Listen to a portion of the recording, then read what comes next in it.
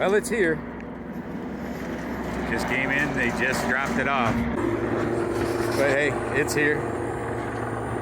As you can see, I got a few steps to get into the house, so I got the crew coming by later today to help me with that. Well, we made it in the house. Here it is.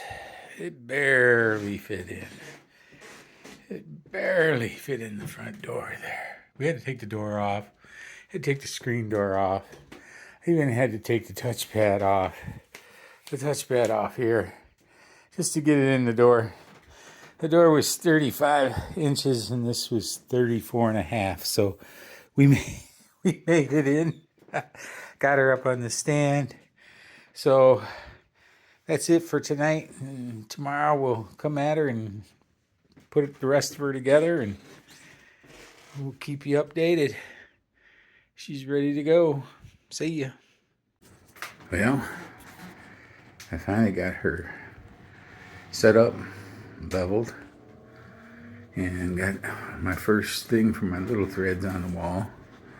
I also got a pegboard for all my other hoops. So we're getting there. Threading, putting the spools of thread on is next. I took the cap driver off and put my magnetic frame hoop on, so yay! Well, I've got all my threads installed and I'm doing a tension test on the thread. You see the first set that's there that's done.